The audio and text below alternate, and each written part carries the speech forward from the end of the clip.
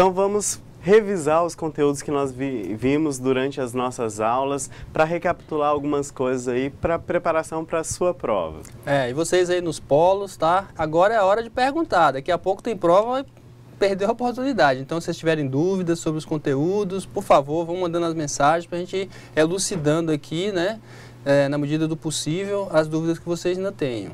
Isso mesmo, mandem as suas dúvidas aí para que a gente possa auxiliar nesse processo aí, para que vocês possam mandar ver na nossa avaliação e tirar nota 10. Então vamos lá aos conteúdos. Nós vamos trabalhar os conteúdos, conceitos, recursos, histórico, evolução e as teorias da administração, que nós vimos lá nas nossas primeiras aulas. Parte de departamentalização, do organograma, funções do administrador, planejamento. Também vamos estar relembrando algumas questões sobre a administração por resultados, estratégia organizacional, noções de gestão de pessoas, habilidade do administrador, qualidade total e noções do direito administrativo.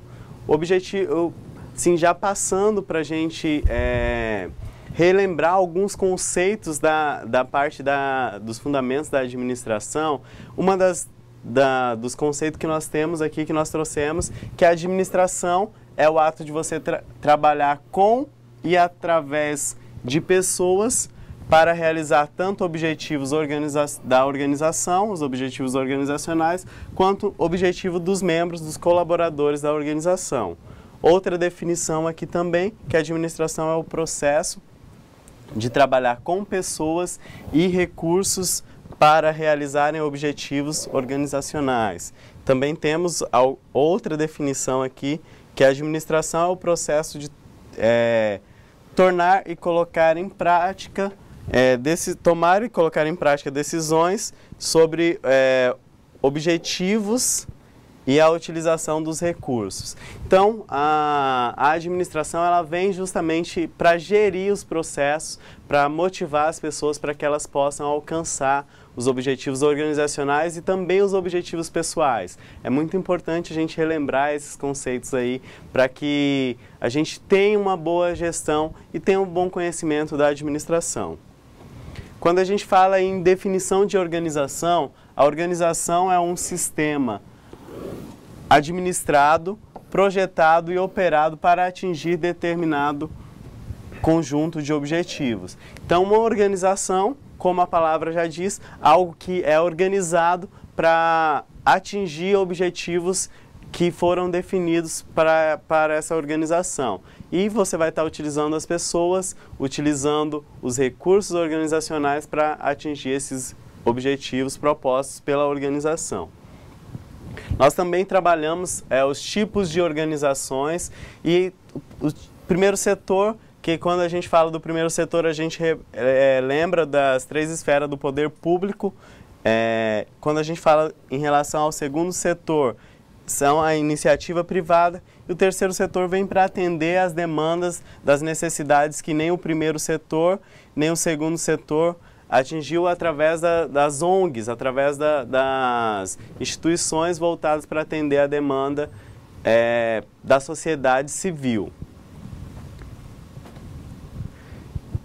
As organizações elas precisam de recursos, e aí nós temos recursos humanos, que é o capital humano ali, que vai estar trabalhando os demais recursos para a organização. Nós temos os recursos materiais, que é todo o equipamento, toda a questão de materiais que precisa. Temos os recursos financeiros, que cuida da parte de entradas, de gerir essa parte de entradas e saídas. Recursos tecnológicos vêm para ajudar o controle e manutenção de todos os recursos. Então nós temos recursos pessoais, as pessoas são muito importantes para a organização e ela que motiva e vai movimentar todos os demais recursos. Nós sabemos que nós precisamos de pessoas nos recursos materiais, nos recursos financeiros, nos tecnológicos, para que eles possam funcionar bem, para que eles possam atingir os objetivos da organização. Aí a gente falou também nas nossas aulas sobre as teorias da administração. Aí nós vimos várias escolas, iniciamos lá pela escola clássica, que foi formada pelas teorias científicas teoria clássica, criado por Frederick Taylor e Henry Fayol. Também passamos pela teoria burocrática, formada pelas teorias da burocracia, a teoria estruturalista, ambas criadas por Weber, Max Weber. Também passamos pela escola comportamentais, que são teorias voltadas para o fator humano, e aí a gente viu lá a escola das relações humanas. E também trabalhamos nas nossas aulas escolas contemporâneas, que são consideradas as escolas em que as empresas estão inseridas hoje no nosso cotidiano. E a influência dos agentes externos também das organizações, porque nós sabemos que os fornecedores, os clientes, governo, todos eles e os concorrentes, eles têm influência em relação à nossa atividade enquanto organização, enquanto empresa. Nós vimos que há influência no macro, no micro ambiente e no ambiente interno da organização também em relação às atitudes da organização. Então, são várias teorias aí que nós passamos durante esse tempo trabalhando com vocês. Espero que vocês tenham conseguido assimilar cada uma delas. Nós também trabalhamos a questão da constituição das empresas, que uma empresa, a definição da empresa, é uma organização destinada à produção ou comercialização de bens e serviços, tendo como objetivo lucro. Então, uma empresa, ela visa obter lucros financeiros. Então, quando a gente fala de empresa, é uma organização com objetivos, ela viu uma necessidade, uma oportunidade de mercado para que seja atingida, cria-se uma empresa, organiza-se tudo para que possa atender essa demanda específica e que a empresa foi criada com esse propósito, e também vai estar visando lucro para a organização, para os seus investidores, para os seus acionistas. Então, ela é destinada para produção ou comercialização. Ela pode, ao mesmo tempo, produzir e comercializar, ou ela pode só produzir ou só comercializar, que aí nós temos as indústrias, que geralmente só produz, e o varejo, que vem para comercializar o que foi produzido pela indústria. Isso pode ser bens ou serviços, ou bens e serviços serão comercializados ao mesmo tempo.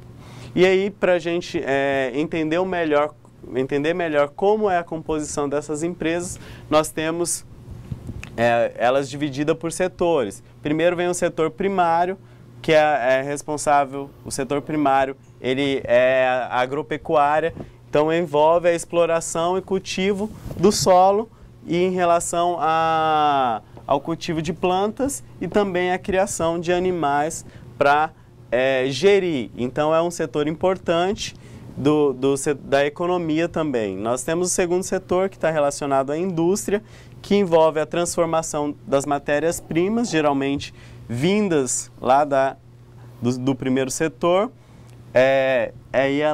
O segundo setor, as indústrias transformam em produtos acabados por meio de emprego, utilizando tecnologias, utilizando os recursos tecnológicos.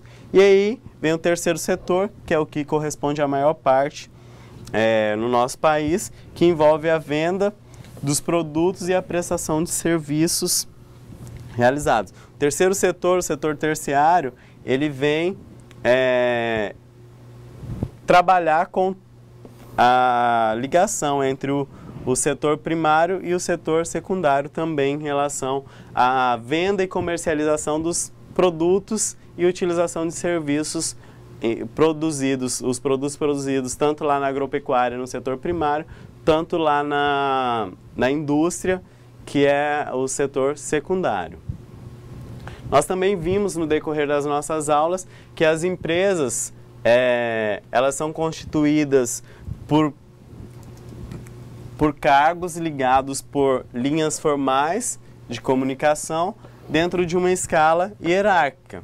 Então, cargo, quando a gente fala de cargo, cargo é a divisão do trabalho dentro de uma empresa. São a delegação de tarefas que cada um vai ser responsável. Quando a gente fala de tarefa, são o conjunto de elementos que o indivíduo vai estar fazendo, vai estar se esforçando para realizar, para alcançar o objetivo da organização.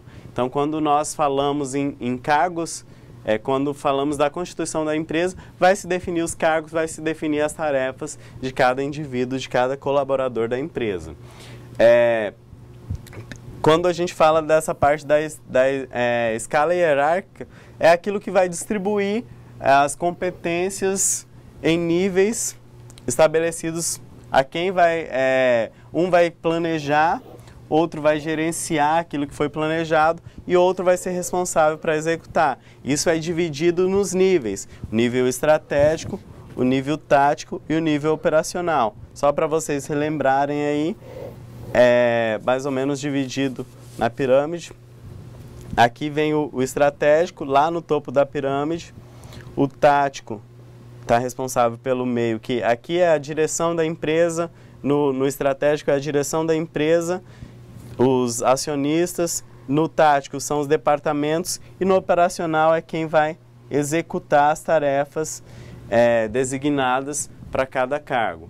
Então é importante a gente saber desses níveis, dessas divisões hierárquicas, para a gente entender melhor como funciona o planejamento. Um é responsável, o estratégico planeja, o tático vem para gerenciar e o operacional vai executar as tarefas que foram planejadas e serão gerenciadas pelo tático e o estratégico.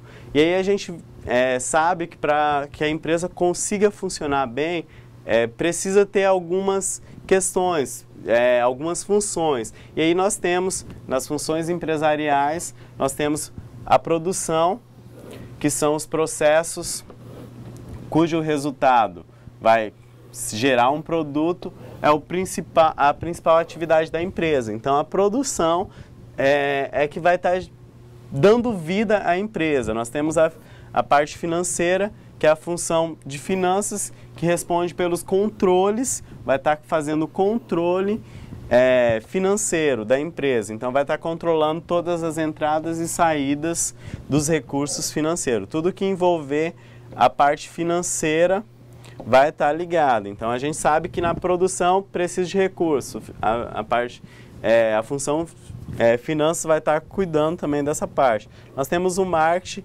que é um conjunto de técnicas e métodos destinados para o desenvolvimento das vendas mediante 4 possibilidades: o preço, a distribuição, a comunicação e o produto. Então, o marketing ele é responsável por gerir ali a questão dos preços, comunicar que existe esse produto na empresa, tanto para o público interno quanto para o público externo, e também fazer a divulgação desse produto para as ações da organização. Vai estar mostrando à empresa os produtos, os preços, todas essas questões para o cliente, que é o público-alvo da organização.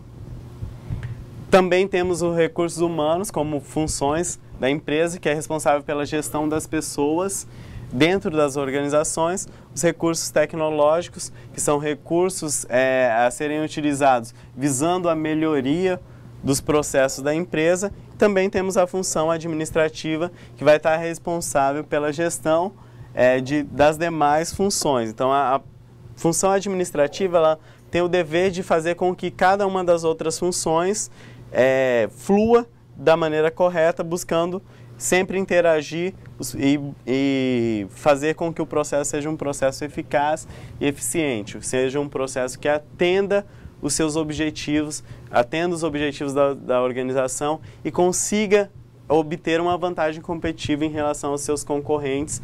Essa é uma das atribuições da função administrativa. Falando do processo administrativo, das funções do administrador, nós temos aí, primeira questão, planejamento, ele vai estar planejando, ele vai estar organizando, cuidando da organização, a direção e o controle das atividades da organização. Então, propriamente quando a gente fala das funções do administrador, do gestor, ele deve sempre estar atento a essas 4 funções, ao planejamento, à organização, à direção e ao controle, verificando se aquilo é importante, planejar, dar o acompanhamento e também verificar, fazer o controle lá, para ver quais ações atingiram os objetivos traçados ou quais não foram tão satisfatórias como era a ideia quando foi planejado. Quando a gente fala do planejamento, nós já falamos um pouquinho aí, já mostrei dos tipos de planejamento, está dividido nos níveis da organização. Planejamento estratégico surge na organização primeiro para nortear as demais ações, aí depois do planejamento estratégico é feito o planejamento tático. O planejamento estratégico é um planejamento para toda a organização. O tático é um por departamento. Então vai ser um por departamento. E o planejamento operacional vai ser de acordo com as operações, com a execução de cada uma dessas, daquilo que foi planejado, tanto pelo estratégico quanto pelo operacional. E também nós trabalhamos com vocês a questão da administração por objetivos, a APO, que é uma administração, uma das formas de se administrar a organização, utilizando os objetivos como norteadores para as ações que serão efetuadas pela organização. A administração por objetivos nada mais é do que o estabelecimento de objetivos entre a direção e os gerentes, envolvendo a direção com a equipe de trabalho na determinação dos objetivos para o departamento. Então, toda a equipe vai se reunir e vai determinar objetivos, estabelecendo esses objetivos para cada departamento. Após esse estabelecimento desses objetivos departamental, serão complementados os objetivos estratégicos a cada departamento. Cada departamento vai estar realizando aquilo que foi planejado lá no planejamento estratégico da empresa e passando em termos quantitativos da realização da questão dos objetivos. A interligação desses objetivos, eles devem estar interligados nos diversos departamentos, devem conversar entre si os objetivos, que vai garantir o alcance dos objetivos gerais, os objetivos estratégicos, os objetivos globais da organização. E aí surgem os planos táticos e operacionais focados na mensuração e no controle. Então, através dos objetivos traçados, lá os objetivos globais, saem os planos táticos e planos operacionais, visando a mensuração e o controle de todo o processo, que vai garantir correções. O controle vai estar garantindo correções ali durante o curso, se necessário for. Se a ação, o objetivo planejado, não estiver obtendo aquele resultado esperado, através do controle feito ali frequentemente, você consegue realinhar os objetivos àquela questão que foi planejado, a ideia central da organização. A administração por objetivo, ela é avaliada continuadamente, tem revisão, a reciclagem dos planos. Então, deve sempre estar olhando, buscando constantemente melhorar as ações, e aquilo que não foi atingido, ele deve ser corrigido até os objetivos iniciais. Pode sofrer alguma alteração aí no curso das atividades sendo atingidas. É importante a participação dos líderes nessa questão. O líder deve incentivar todos os colaboradores, todos os funcionários no alcance dos objetivos estabelecidos. Ele deve dar o exemplo, sempre estando à frente do processo. Então, o líder na administração por objetivo, ele vai à ação também. Então, ele vai buscar essa questão. Então, é importante também o apoio constante para a equipe. Como se trata de alcance de objetivos departamentais e globais, é necessário um suporte constante e um apoio nas dúvidas. Surgiu alguma dúvida, para ser sanada essa dúvida, principalmente no início do processo, quando esclarecer os objetivos, vão começar as ações, é importante esse apoio para que não haja o erro logo ali no início por falta de entendimento dos objetivos traçados. Então é importante esse apoio para estar auxiliando na tomada de decisão e corrigindo já as falhas que podem surgir no decorrer do caminho. Aí tem um ciclo. Primeiro os objetivos gerais da organização, que são definidos pela missão. Aí é elaborado o planejamento estratégico. A partir de que foi elaborado o planejamento estratégico, tem-se a visão, a missão e a visão da organização, aí a fixação dos objetivos departamentais para o ano. E aí depois vem a elaboração do plano tático do departamento, depois se desdobra esse plano tático em planos operacionais. Após esse desdobramento, é feita uma avaliação dos resultados alcançados, né, após a execução e comparação em relação aos objetivos departamentais. Então, no processo que nós temos, já vai sendo feita a avaliação, a verificação, para que se detectar falha, já ser corrigido. Depois dessa avaliação é feita uma revisão nos planos ou alteração nos objetivos de acordo com aquilo que foi sentido. Essa avaliação você compara entre os resultados alcançados e objetivos departamentais e aí você vai iniciar novamente o processo. Então é um ciclo que ele vai sempre estar buscando acontecer. Então ele vai estar sempre acontecendo na organização, frequentemente. Precisa obedecer esse ciclo para a administração por objetivos ser eficaz e conseguir bons resultados para a organização.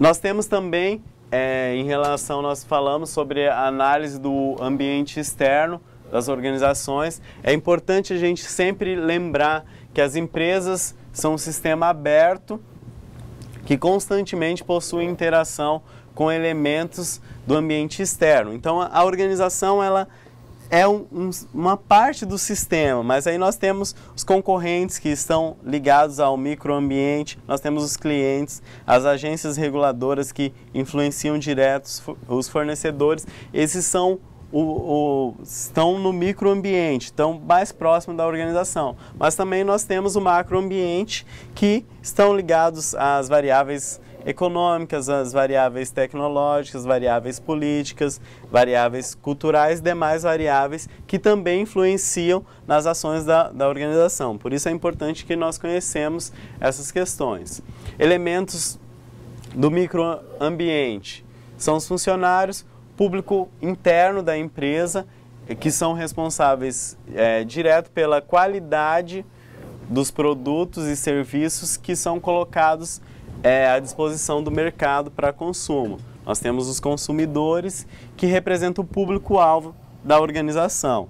E também temos fornecedores, que são de fundamental para a qualidade. Se o fornecedor fornece um produto de qualidade ou um serviço de qualidade, vai potencializar essa organização. Nós temos também os concorrentes, que estão ligados no microambiente, que representam todos competidores que disputam diretamente aquela mesma clientela que você está buscando atender através dos seus produtos.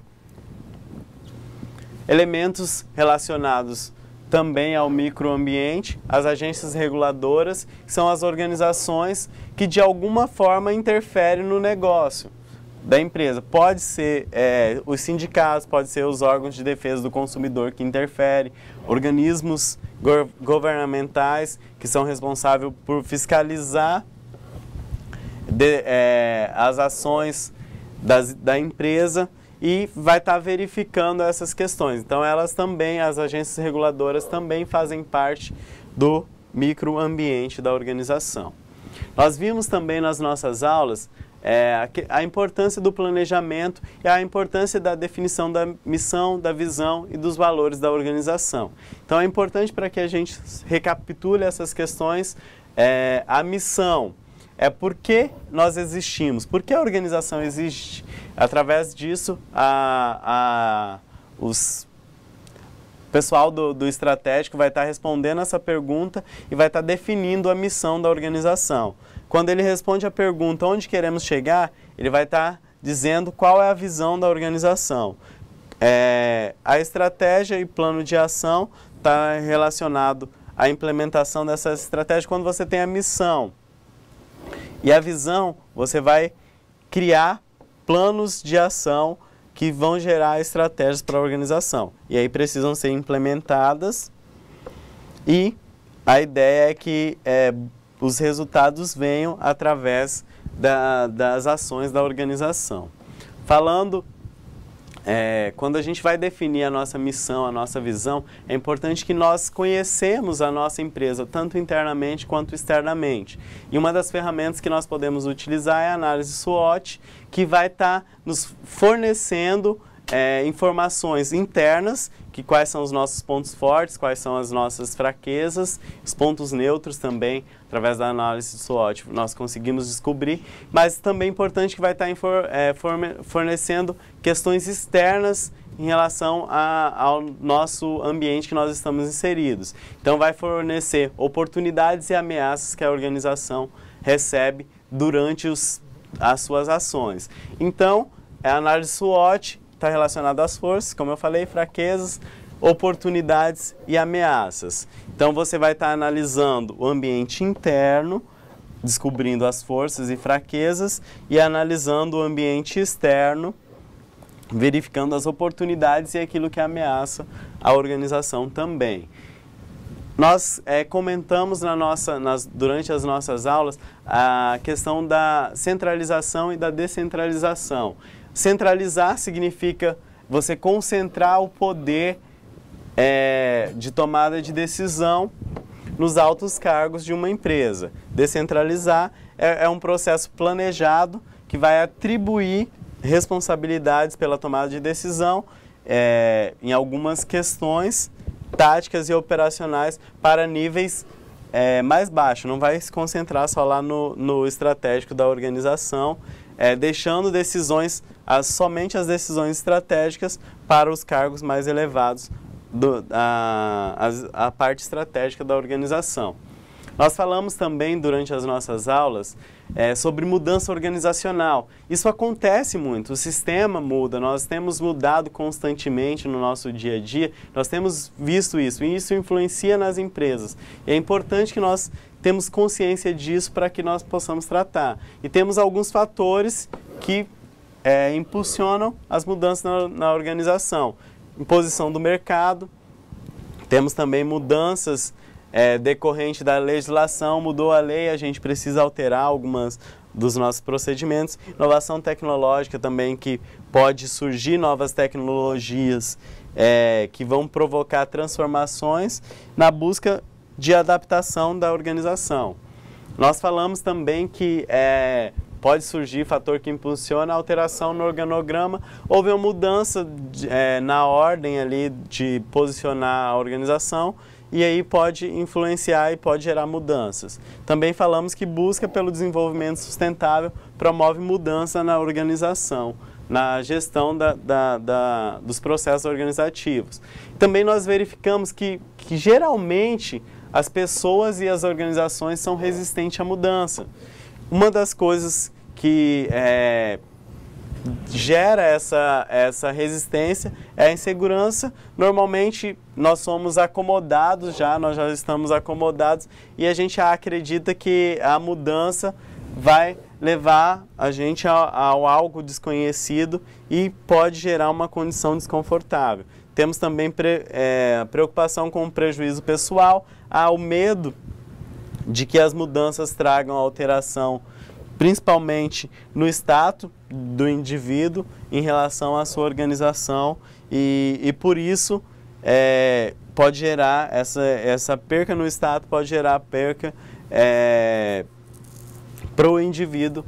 Outra questão também é a crença de que a mudança não interessa para a organização. Muitas pessoas observam as outras organizações mudarem e acham que isso não se enquadra muito para a nossa organização. Então nós temos que estar aberto às mudanças e encarar a mudança também como uma forma de oportunidade, como uma oportunidade do mercado que está oferecendo para vocês. Essas mudanças geralmente algumas são impostas e nós somos obrigados a promover esse processo de mudança na organização. Nós falamos também, trabalhamos sobre a motivação e as relações humanas no trabalho. Nós vimos aqui também a teoria de Maslow, né, que divide as necessidades, aquilo que motiva em necessidades primárias, necessidades psicológicas. As necessidades primárias estão englobadas as necessidades fisiológicas dos indivíduos, as necessidades de segurança, e já na necessidade psicológica, a necessidade social de ser reconhecido, necessidade de estima e a necessidade de autorrealização nos seus processos. Também tratamos aí a questão da habilidade dos administradores, e aí nós temos essas habilidades divididas por nível. Nível institucional estratégico vai gerar habilidades que vai estar olhando para a organização como um todo. Nível intermediário, que é o nível tático, vai estar requerendo habilidades técnicas, habilidades humanas em relação às ações. E nível operacional serão as habilidades técnicas que vão estar sendo expressas através das suas ações. Nós trabalhamos também nas nossas aulas a diferença entre poder e autoridade. Poder, quando nós falamos de poder, poder é a habilidade de você forçar alguém a obedecer uma ordem. Autoridade é quando comandos são voluntariamente obedecidos. Então há uma diferença entre o poder é a utilização da força, e a autoridade já geralmente vai ser obedecida voluntariamente. Quando nós falamos sobre os tipos de liderança, nós temos a liderança autocrática, que é o líder centralizador, possessivo e controlador. Ele vai utilizar o poder nas suas ações. Nós temos a liderança democrática, que é o tipo de líder que envolve os colaboradores na tomada de decisão. Então ele traz os colaboradores nas suas ações. Geralmente é o líder que tem autoridade sobre os seus liderados. Temos a liderança lideral, que é o tipo de líder que delega totalmente a tomada de decisão. Ele passa toda a bola de tomada de decisão aos colaboradores e dando a responsabilidade para os resultados.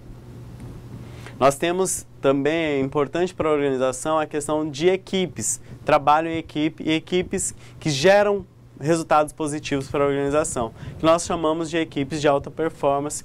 E aí, para a gente entender como se formam essas equipes, a gente precisa entender a diferença de grupo e de equipe. O grupo são pessoas, conjunto de pessoas com objetivos diversos, muitas vezes esses objetivos são divergentes e trabalham na mesma organização. Já uma equipe também é um grupo de pessoas trabalhando por uma causa em comum. Então, mesmo que eles tenham um objetivo definido e são unidos pelos laços da lealdade e da confiança mútua.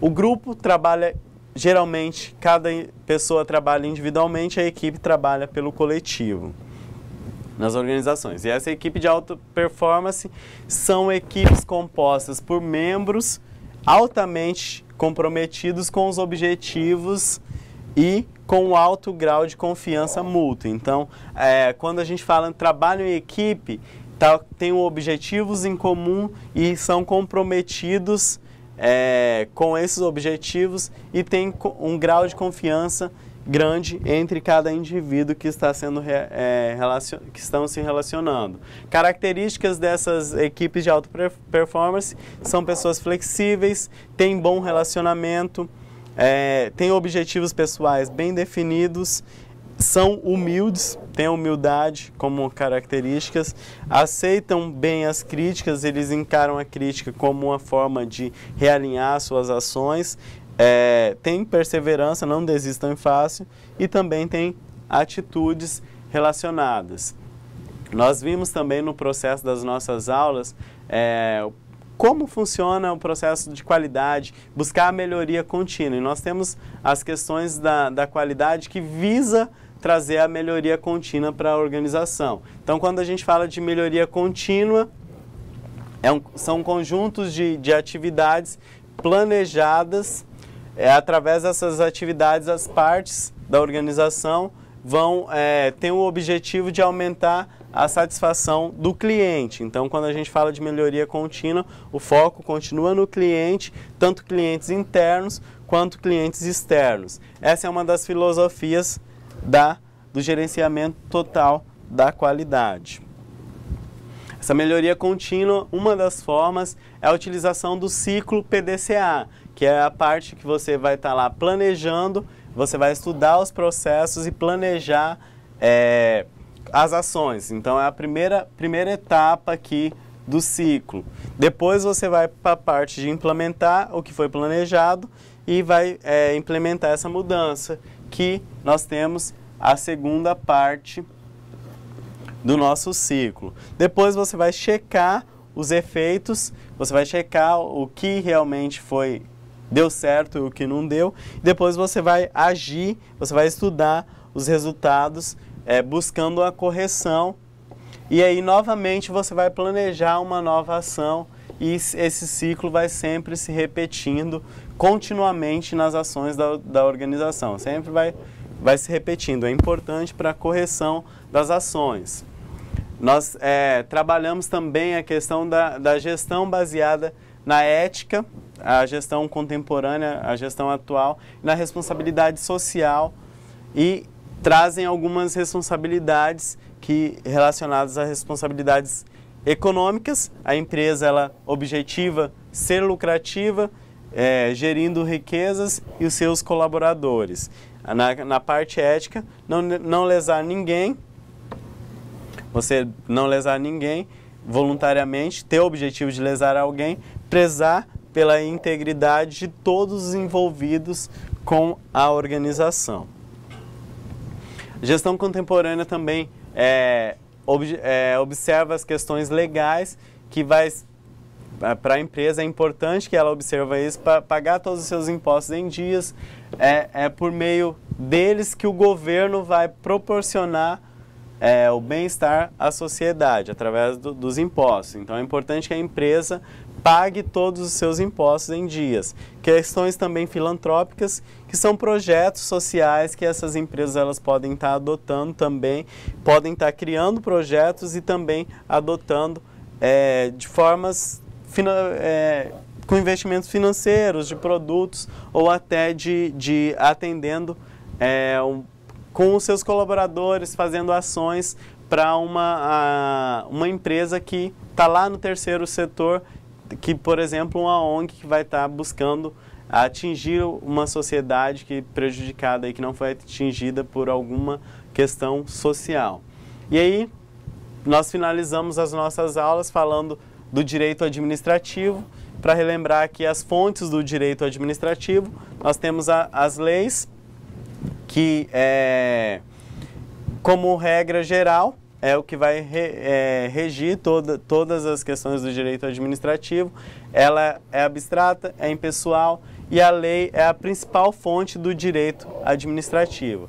É a lei que vai estar gerindo todas as questões. Nós temos também as doutrinas, que as doutrinas podem ser entendidas como um conjunto de teses, construções teóricas, formulações descritivas acerca do direito positivo, produzidas pelos estudiosos do direito. Então, os estudiosos produzem doutrinas em relação ao direito administrativo. Nós temos também como fonte a jurisprudência, que é a orientação dada pelos tribunais à solução de casos concretos. Também temos os costumes. O costume perdeu muita influência, antigamente ele tinha mais influência como a fonte do direito administrativo, mas ainda é uma das fontes do direito administrativo. E aí nós temos também princípios do direito administrativo, que são os parâmetros para interpretação das demais normas jurídicas, que o princípio da legalidade, que é o primeiro, que o administrador está regido pela lei, a lei que vai estar regendo todas as ações, então deve-se agir só onde até a lei permite. Nós temos o princípio da impessoalidade, que não deve-se fazer distinções fundamentadas em critérios pessoais, sempre tendo em vista finalidade pública, olhando o bem comum da sociedade. Nós temos também o princípio da moralidade, que é a norma administrativa que difere da moral comum, entendendo que o administrador não é o dever do administrador não é apenas cumprir a lei formalmente, mas também procurando sempre melhorar os resultados. Temos também a publicidade, que é a divulgação oficial dos atos da administração pública. E também, por último, nós temos como princípio a eficiência, que trata meramente buscando o melhor resultado para o uso racional dos meios da organização.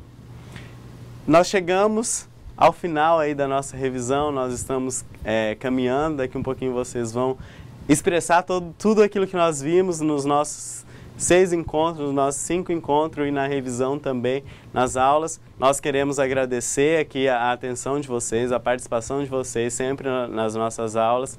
Muito obrigado. Muito obrigado a todos vocês, a cada polo, né, pela atenção, pelo carinho. E nos encontramos numa próxima disciplina do curso, tá? Forte abraço a todos, boa sorte na prova, que Deus abençoe vocês. Forte abraço a todos, que Deus abençoe, faça uma boa prova, faça com calma aí, para que você relembre e expresse todo o seu conhecimento. Um abraço, até a próxima, nos vemos por aí.